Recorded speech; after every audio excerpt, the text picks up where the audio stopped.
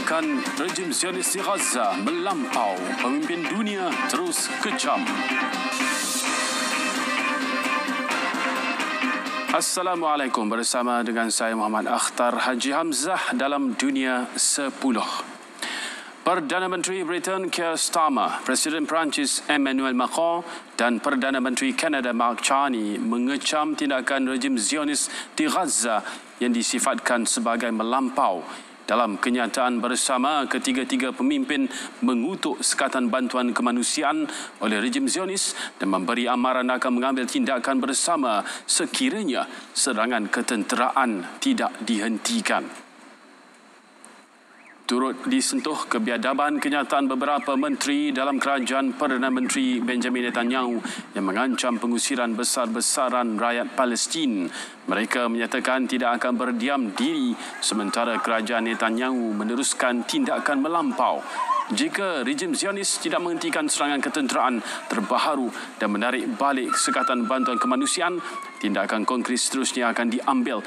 Meskipun tidak memperincikan bentuk tindakan yang akan diambil, mereka menegaskan komitmen untuk mengiktiraf negara Palestin sebagai sebahagian daripada usaha merealisasikan penyelesaian dua negara dan sedia bekerjasama dengan pihak lain untuk tujuan itu. Kenyataan itu seiring desakan bersama 22 negara termasuk Britain, Perancis dan Kanada agar rejim Zionis segera membenarkan semula penghantaran penuh bantuan ke Gaza.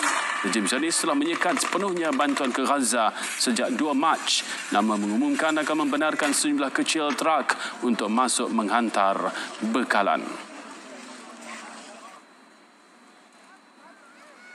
Sementara itu, menteri-menteri luar dari lebih 20 negara termasuk Jerman, Perancis dan Britain menggesa rejim Zionis membenarkan akses bantuan kemanusiaan ke semenanjung Gaza sepenuhnya. Mereka mengemukakan dua tuntutan jelas terhadap rejim Zionis: benarkan bantuan disambung semula sepenuhnya ke Gaza dengan kadar segera, dan membenarkan PBB serta organisasi kemanusiaan untuk beroperasi secara bebas dan adil bagi menyelamatkan nyawa, mengurangkan penderitaan dan mengekalkan maruah manusia.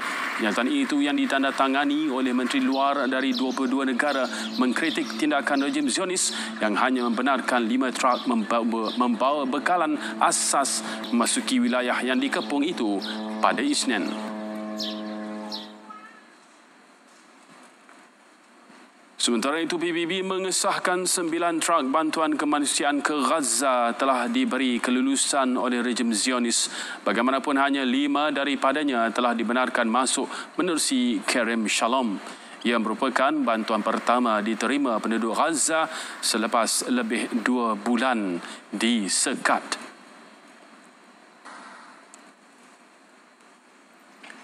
Sekurang-kurangnya 44 orang terbunuh pada Selasa akibat serangan udara rejim Zionis di Gaza. Kebanyakan mangsa adalah wanita dan kanak-kanak. Serangan terbaru ini adalah sebahagian daripada operasi ketenteraan besar-besaran yang dilancarkan rejim Zionis sejak Sabtu lalu untuk menumpaskan Hamas dengan tentera darat turut dibenarkan ke Gaza. Serangan menyasarkan sekolah dan rumah-rumah di kamp pelarian Nusairat dan Jabalia. Keadaan pesakit semakin terdesak apabila hospital-hospital di Gaza hampir lumpuh sepenuhnya akibat kekurangan sumber. Menurut Pertubuhan Bangsa Bersatu PBB, petugas kesihatan tempatan memaklumkan bahawa serangan udara rejim Zionis mengorbankan lebih 500 nyawa dalam tempoh 8 hari terakhir, termasuk sekurang-kurangnya 40 orang pada Isnin. Di Kompleks Perubatan Al-Shifa, kaki tangan perubatan telah melakukan sebaik mungkin meskipun kekurangan kemudahan menjejaskan mutu rawatan dan kesihatan pesakit.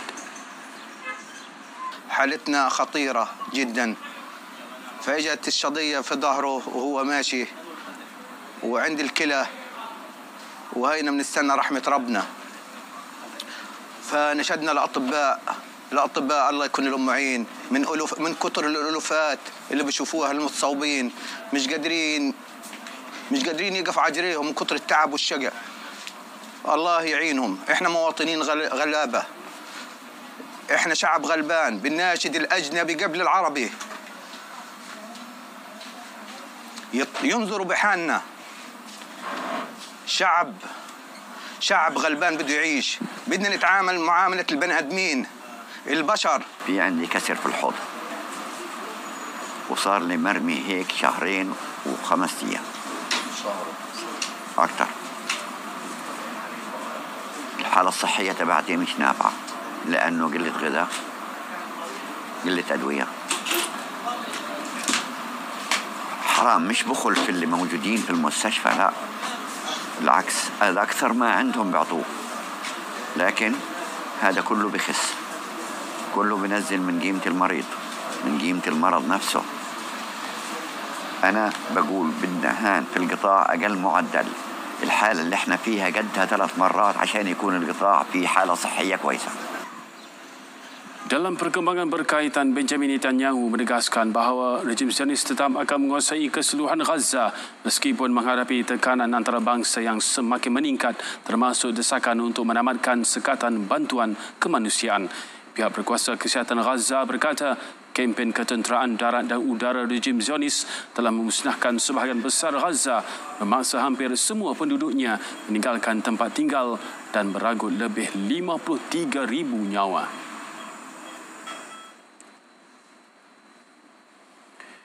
Kementerian Luar Negeri United Kingdom UK memanggil Duta Iran Sayyid Ali Musavi.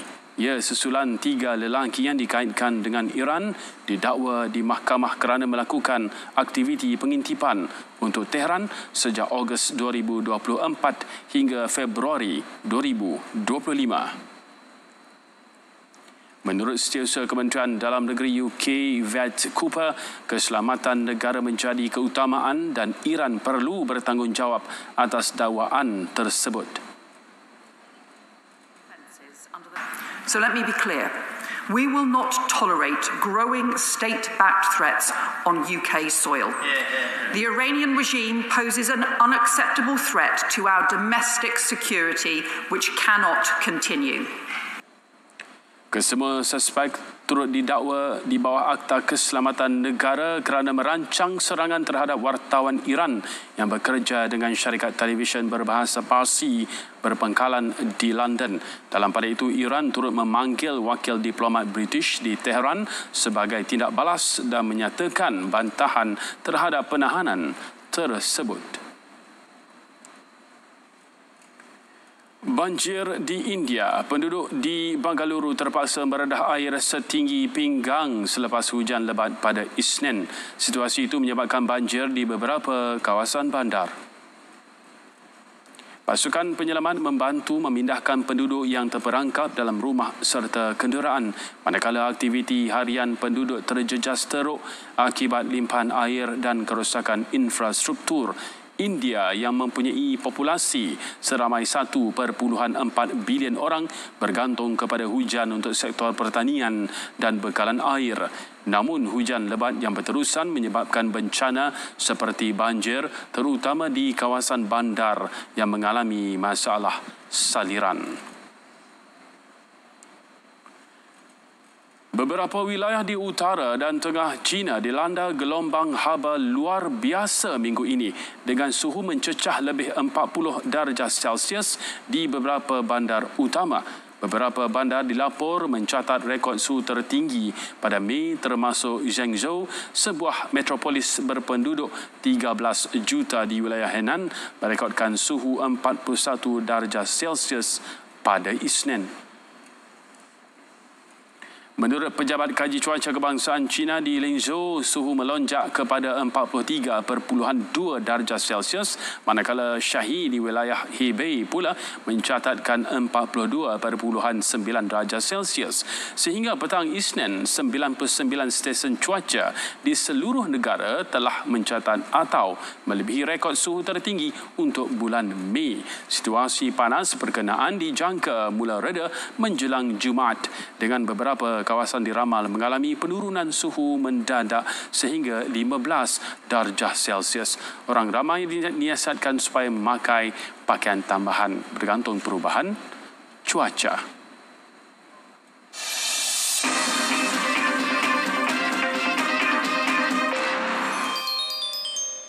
Saingan Liga Perdana Inggeris, Brighton raih 3 mata penuh di gelanggang sendiri selepas mencatat kemenangan 3-2 menewaskan Liverpool awal pagi tadi. Beraksi di Stadium Amex, Harvey Elliott membuka jaringan buat Liverpool seawal minit ke-9 hasil gerakan menarik dari sebelah kanan. Namun kelebihan itu dipadam tuan rumah apabila menyamakan kedudukan pada minit ke-32 menerusi Yassin Ayari. Dominic Szoboszlai kemudian mengembalikan kelebihan The Reds untuk menutup separuh masa pertama dengan kedudukan 2-1. Babak kedua menyaksikan Brighton meningkatkan intensiti serangan. Hasilnya, Kaoru Mitoma yang masuk sebagai pemain ganjam menyamakan kedudukan pada minit ke-69. 5 minit kemudian tamat permainan, pemain muda Jack Hinchelwood mengembirakan penyokong tuan rumah apabila meledak gol ketiga dan kemenangan buat pasukan. Berbaki satu perlawanan, Brighton kini menduduki tangga ke-8 Liga dengan 58 mata dan semakin hampir untuk layak ke saingan Eropah musim depan.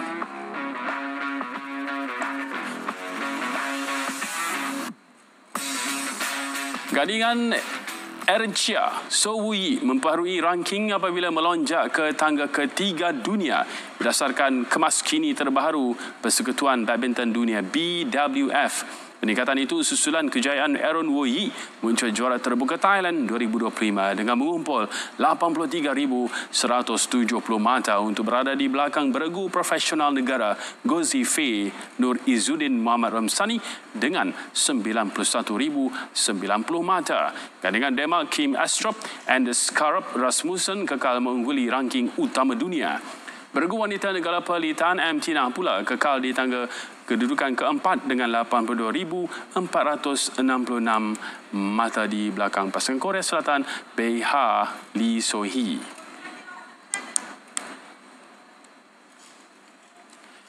Program pemeliharaan ke atas badak sumbu oleh Perkhidmatan Hidupan Liar Kenya menutup dunia 10 hari ini. Dari sungai ke segara, Palestin pasti merdeka. Assalamualaikum, salam Malaysia Madani.